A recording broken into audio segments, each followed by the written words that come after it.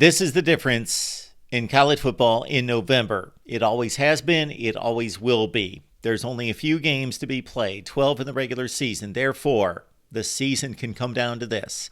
Two really, really good teams that are so close in talent, so close in ability. The coaches do their best, the players do their best, and it comes down to basically a coin flip.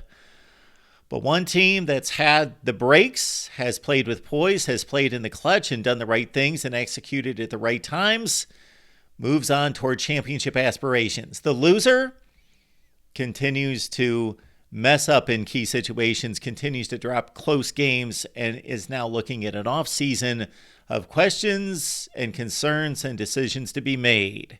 Welcome to the Voice of College Football, breaking down the game we all love each and every day with you. That's the next up in our instant analysis series. Just a good old-fashioned SEC game down to the wire. Ole Miss survives Texas A&M 38-35, and the first touchdown of the game, that was entertaining, as was most of the scoring in this game.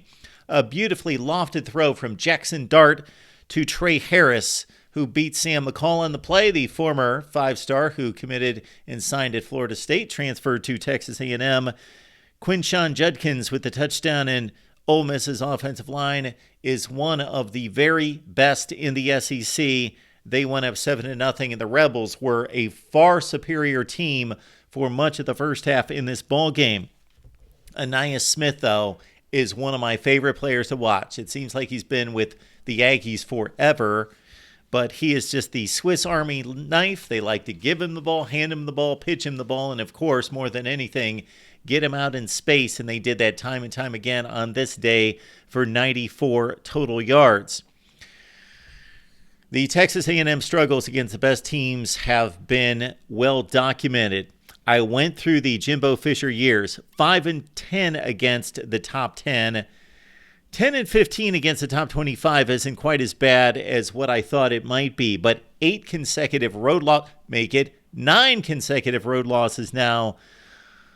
And against ranked teams, again, not the best under Jimbo Fisher in a 7th season. Check out the video we posted this week with our Texas A&M guy talking about Jimbo's Fisher and his future $76 million buyout and what this could look like for Texas A&M in the offseason as, again, they had their chances this year, but they fall to 5-4 today after this loss.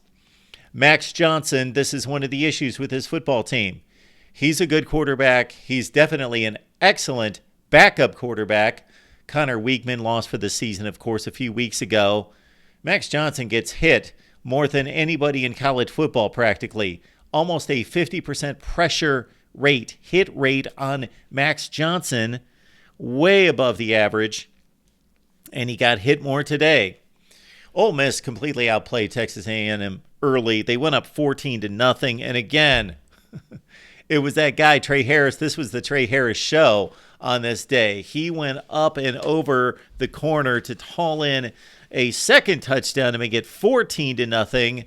Ole Miss led in total yardage deep into the first half, 265-59. But this was the key play in the game that kept the Aggies breathing.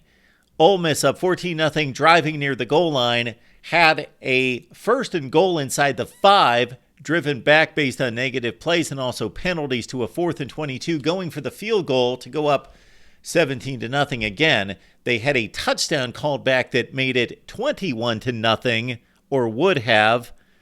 Texas A&M blocks the field goal. If you saw this game or can catch the blocked field goal, tell me who blocked the field goal. We want to give credit. I only know that Jacoby Matthews brought it back. I saw it about 3 times, but couldn't tell in the middle who made that play for Texas A&M, and it went 75 yards. Matthews going back the other way to cut the lead. Seconds before was 21-7 apparently on the touchdown run to 14-7. Texas A&M still in the game. Well, Ole Miss was undaunted. They roll right back down the field. Jordan Watkins with the touchdown. They went for a 2-point conversion and didn't get it to go up 20-7. And Jordan Watkins, I have no idea what Texas A&M was doing at that point because Ole Miss substituted, brought in Jordan Watkins, who basically snuck out onto the field, was not recognized by Texas A&M wide right in the formation, and he just sprinted down the field, caught a pass on the sideline, and raced in for a touchdown, 20-7 at that point. Ole Miss's offense for much of this game was scintillating. Listen to these, and efficient and effective. 11 plays, 81 yards. 8 plays, 94 yards. 6 plays, 40 yards. 4 plays, 66 yards. 5 plays, 80 yards. 9 plays, 75 yards. 518 yards of total offense for Ole Miss. Texas A&M finally got the offense going. I'm thinking at that point, late in the first half, Mac Johnson's a pretty good quarterback. Not a great quarterback, but pretty good quarterback. Good enough to throw 27 touchdowns and 6 picks. One season for LSU. They've got playmakers all over the place. They've got a good running game, or at least the running backs are good. Offensive line. What has happened to Texas A&M's offensive line? 4 and 5 stars up front, not getting the job done. But they kicked it into gear. First good drive late in the first half. 12 plays, 75 yards. And Le'Veon Moss takes it in, 9 carries, 52 yards. And that was a beautifully blocked play to make it 20-14. Ja'Day Walker really stepped up his game in replacing, not necessarily replacing, but replacing the productivity of Evan Stewart on this day. 8 catches for 100 yards. Texas A&M at this point, down 20-14, was going in for the go-ahead touchdown. They slipped out Ainias Smith for the quick pop pass over the middle for the touchdown, and it was badly overthrown by Max Johnson. The lefty just airmailed it. John Saunders with the interception in the end zone for Ole Miss to turn away Texas A&M. But A&M comes right back. Ainias Smith, again, making plays in the open field, has tremendous balance. And then we had the brother-to-brother combination of Max Johnson to Jake Johnson for the touchdown. Jake Johnson could see himself playing some tight end in the NFL. 28-20 at that point. So Texas A&M, despite being completely outplayed for most of the first half, in the ball game. If you're going to watch one play from this game, look up the Trey Harris catch. This is probably the catch of the year thus far in college football. Find me another one. It's definitely in the running. Trey Harris had 11 receptions for 213 yards, and he had other really good catches. He wasn't making basket catches across the middle. He was skying over defenders, getting his feet in bounds. But this one was ridiculous. Odell Beckham Jr., a version of that to a certain extent, as he contorted his body along the sideline, caught the back end of the football with one hand and got a foot in bounds as he was twisting out of bounds, as he was laying out just trying to maintain possession of the football with one hand, high in the air, vertical, insane, and then he lands and sticks the foot. Incredible catch. Got to catch it on YouTube. Check it out. So that led to an Ole Miss field goal, 31-21. Max Johnson led 2 scoring drives from there, 2 touchdown drives, the second of which he made a ridiculous throw on a slant, a deep slant to the goal line with Ainias Smith, who rolled over and got them close to scoring. It was called incomplete, but Max Johnson lasered that thing in right past the defender, right past his open stretched arms. Aaron Rodgers shot of precision there, and Texas A&M, despite being completely outplayed for much of this game, finally up at this point 35-31. Ole Miss still has about 2.5 minutes, though. They march down the field, drive it in for the score, 38-35. And then Texas A&M has enough time with about 90 seconds on the clock to put together a reasonable drive, but not to try to win the game. Didn't have enough time to do that.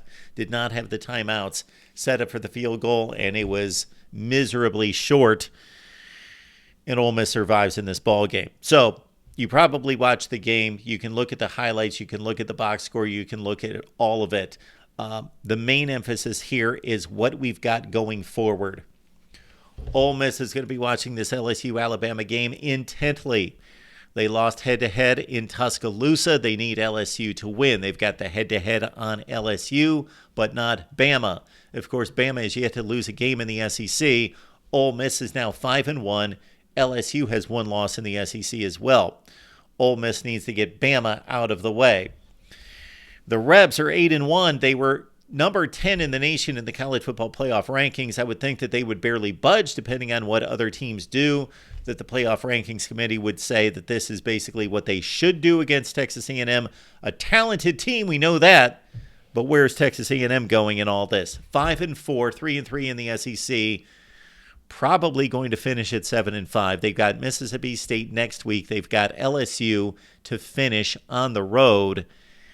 And I don't know about this Texas A&M deal. They've got all the resources in the world. Jimbo Fisher is not getting it done. Bobby Petrino's not necessarily getting it done with this offense, although they showed up today in the second half.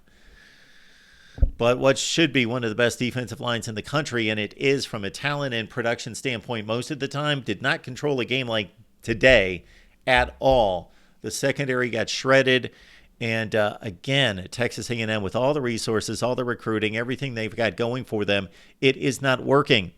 7th season for Jimbo. Will they ante up to get him out of there? Who would they go after? Those are questions for the offseason. Certainly if Jimbo is let go, which you would expect right after the regular season. We shall see if they give him one more shot here in 2024. Your thoughts about the Ole Miss Rebels at 8-1 now, Texas A&M as well in that saga going into the offseason. Right here at the Voice of College Football.